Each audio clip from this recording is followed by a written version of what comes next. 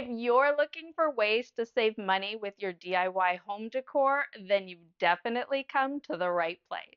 Being a DIY home decor creator for the past 4 years, regularly creating 5+ DIYs per week, I've learned a thing or two about getting the most out of your money when it comes to DIYs. So today, while we DIY, I'm sharing my money saving secrets with you. And for some extra fun, I thought we would use my first tip.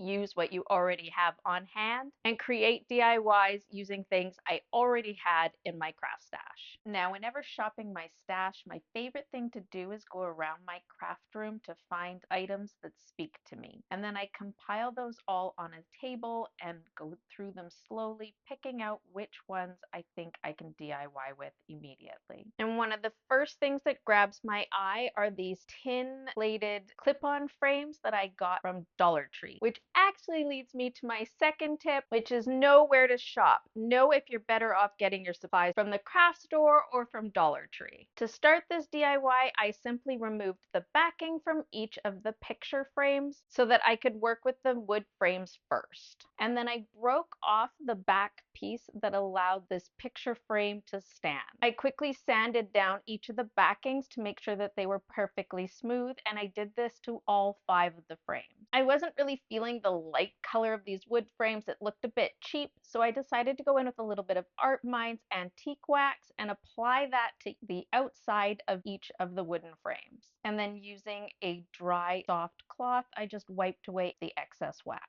Now, brass is huge this year, and I had this old paint, that classic gold, that really had a brassy look to it. So I decided to go in with a nice thick stenciling brush and really apply that chalk paint all over the front part of the silver plate, adding as much texture as possible. I made sure to cover up all the silver so that none of that could be seen underneath, including the clip. Then I let those dry overnight. The following day, I went in with a second coat of this classic gold and applied that again with the stenciling brush, adding as much texture as possible. I went around the craft room and found all these different pieces of burlap and paper that had different textures. Some of them even had designs on them, and I cut these out into little squares that are going to fit perfectly on the front of each one of the plaques. Now, here's a little tip. If you have a burlap piece of fabric that is fraying at the end, just use a little bit of Mod Podge with a small paintbrush and paint it onto the edges of your fabric,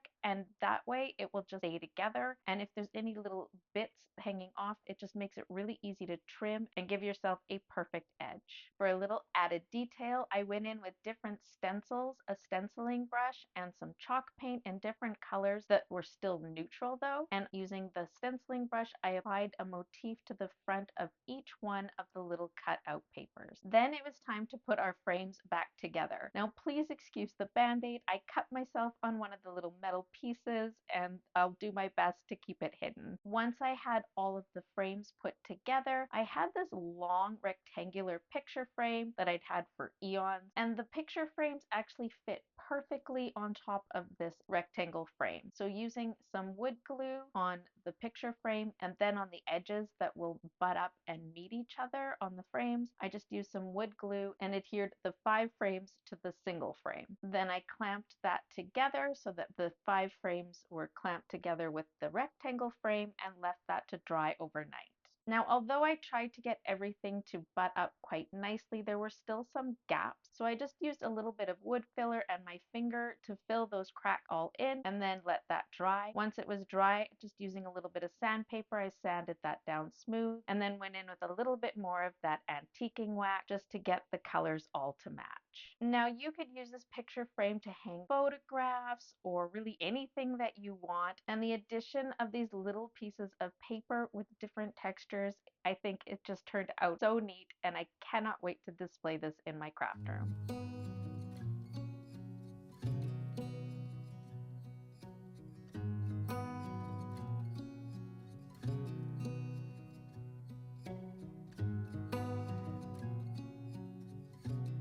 Okay, this leads me into my next tip, which is to have the right tools on hand when you're DIYing. There are certain tools that I reach for time and time again. Having the right tools is essential for making your DIYs not just look professional, it also just makes things a whole lot easier. I actually just made a video on some of my favorite tools to have on hand. I will link that here above and in the description below. Along with that tip, I would say learning a new skill. Every new DIY skill you learn will allow you to create more and more DIYs, saving you money in the long run. Another way that I save big as a DIY decorator is going to the thrift store. If you want to save money DIYing, I recommend thrifting. You can find amazing items at the thrift store that you can easily transform with a little bit of DIY know-how to create beautiful, one-of-a-kind home decor piece that, trust me, you will be proud to show off to your friends and family. Okay, looking at my craft stash, I think the next thing I want to work with is this wooden box that I found at the thrift store, and I'm going to show you what I'm going to use it for at the end. To start, I just gave the whole thing a quick wipe down with some wood cleaner inside and out. Now there was this stuff on the inside top of the box, so I just used some sandpaper to clean that all out. There was no way to salvage this box. There were several things that had been damaged on it and carved into it, so I decided to go with that and just paint the whole thing with some white folk art chalk paint. I gave the entire outside a painting and around the edges. I even didn't worry about the hinges and the little hook part. Everything got a coat of paint, and then I let that dry, gave it a quick sanding, and then applied a second coat of paint. Now the inside also wasn't able to be salvaged, so I'm going to cover it up. I found these burlap looking bags at Dollar Tree, and they had this plastic backing, and I thought that this would look perfect on the inside of the box. So I just measured the inside of the box, and then I used those measurements to trim down the burlap bag so that each piece would fit perfectly inside the box.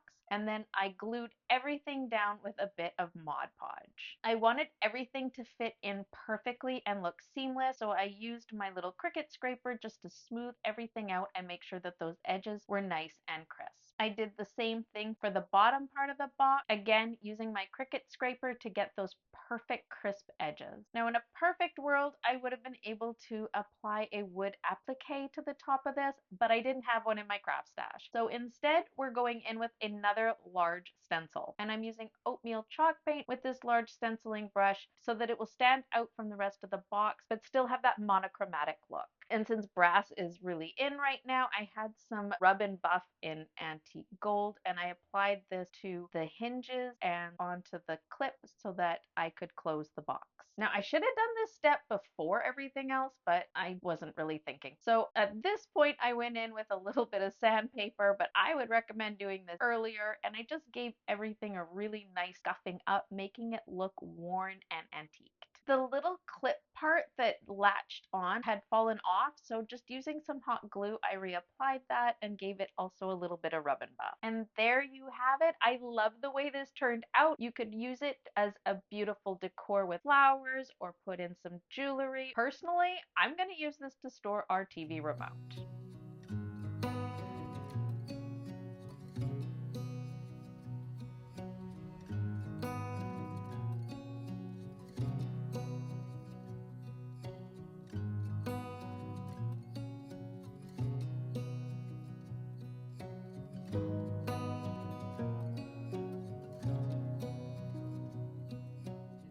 One of our favorite ways to DIY and save money on this channel is to do the dupe. This is where you shop online or in stores to find decor pieces that you really like, but maybe aren't willing to pay the full price tag for, but you know that you could easily create and DIY for a whole lot less. Some of my favorite places to find dupes is Pottery Barn, Anthropologie, Kirkland's, Michael's, really anywhere you can find inspiration. I'll link some of the favorite dupe videos I've made below. Duping, in my opinion, is one of the best ways and easiest ways to get the look you want for a whole lot less. Going back to the craft stash, I think the next thing we're going to work with is this heart sign. Spring is in the air. I think this is going to work out perfectly for just a subtle touch of Valentine's when that comes up next month. So to start with, I just gave the whole plaque a couple of coats of white paint. I then gave the sides just a rough coat of paint. I wanted it to look really worn, making sure to sand the whole thing down between each coat. Now, unfortunately, the message that was in this was really noticeable even after a couple of coats of paint. So I just went in with a little bit of wood filler and just tried to fill that the best I could. And then once that dried, I just sanded it down nice and smooth. And now I could no longer really see that message. And then I just used some more white chalk paint and just painted over that part. Now again, using another stencil, because you work with what you have, I went in with a little bit of folk art chalk paint in French linen, and to that I added some baking soda. Now, baking soda paint is my favorite way to add a ton of texture to just about anything. And I wanted to add a lot of texture to the front of this heart, so I knew that this baking soda paint and a stencil was going to work out perfectly. I applied the stencil all over the front of the heart, letting it dry each time in between so that I didn't mess up the last application. Now, this look is really subtle, meaning that I will be able to use this way past Valentine's, really all year round.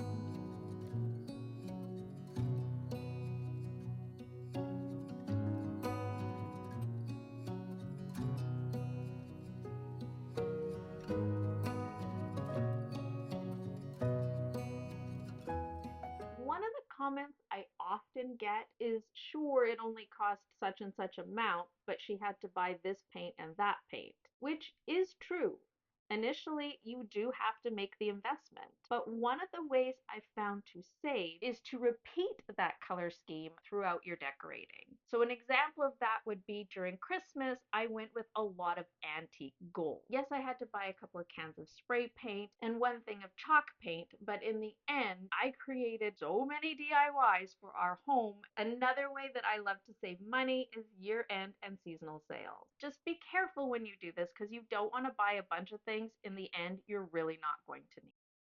Going back to our craft stash, I have this plaid tin that I got something in for Christmas this year. It's not really a look that I would use, not even during Christmas. So I'm gonna pair that up with a bunch of soy wax and Bath and Body candle wax that I have, the odds and ends, and we're gonna put these together to create something brand new. To start, I just went in with a little bit more of that folk art white chalk paint and gave the whole thing one quick coat of paint. Now, to get that old candle wax out of the jars, you're going to want to pour some boiling hot water into each one of your glass jars and let it sit. Let it sit for a number of hours. After a few hours, you'll be able to just pop that old candle wax right out of the jar, which we know is one of our tips: reuse what you have. Break up your candle wax, putting it in a candle melting pot, and then set that aside. I wanted to do a printer tissue paper applique to this tin, but unfortunately I used up all the white tissue paper and I'm supposed to use what I have in the craft room. So instead, we're going to use some hot glue and some twine. I found this twine with some white in it at Dollar Tree, and I'm going to use that and a little bit of plain twine together to create a really neat design on the outside of this tin. Just keep wrapping and adding hot glue until you get the entire tin covered. This looked a little bit plain when I was done, so I used a bit of hot glue and some grommets that I had broken off the back parts to, and just hot glued those onto the top rim of the tin. I also found the grommets to be a bit shiny, and I was really going for a more subtle look, so I used a bit more of that brassy gold paint to cover each of the grommets. Then I went downstairs to melt the candle wax to 185 degrees, and once it cooled to 135, slowly poured that old candle wax into the tin can.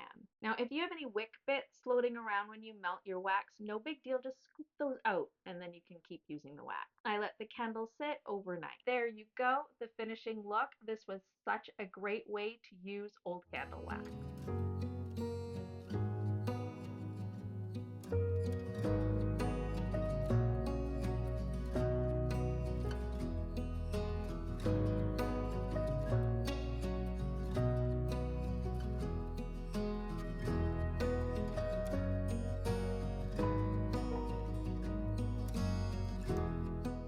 My next tip is to store your faux florals carefully so that you can reuse them year after year after year. It doesn't matter if you get them from the Dollar Tree or from Michael's or another store. If you've invested in them, it's worth taking care of them. I also prefer not to hot glue my florals if possible. This way I can use them in more than one DIY. So I often opt for just using them as picks and floral foam. That way I can reuse them time and time again. Another way I love to use my full florals in pick form is to create front door wreath. And I do this with combining them with a grapevine wreath because you can just slide those picks in between the grapevine twigs. This way, when you're done with it at the end of the season, you can just pop out those floral picks and reuse them in another arrangement later on. Another tip for saving money in your DIYs is to have an organized craft room. It's just like your kitchen. If you're not keeping track of what you have, you're bound to buy it again. So if you keep an organized craft room, you can see where everything is, and this allows you to save money in the long run because you're not repurchasing things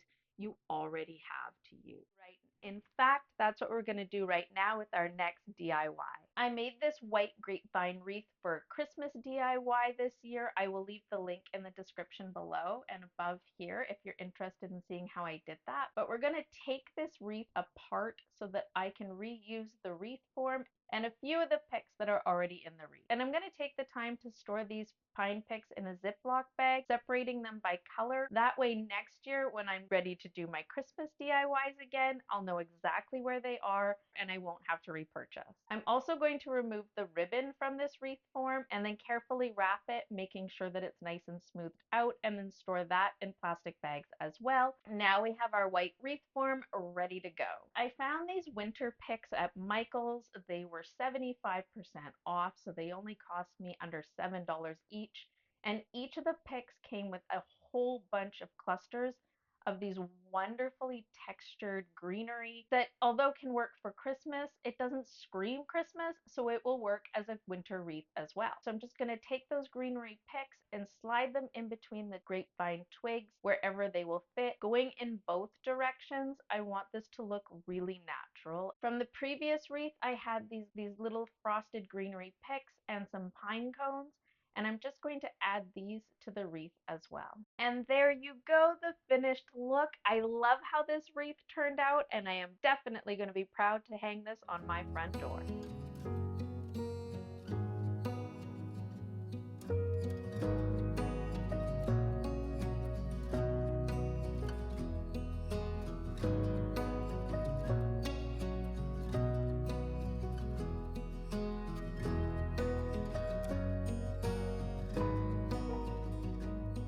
If you enjoyed that, make sure you subscribe. Give me a thumbs up. If you hit that notification bell, it'll let you know the next time I upload. Oh, and you might enjoy these.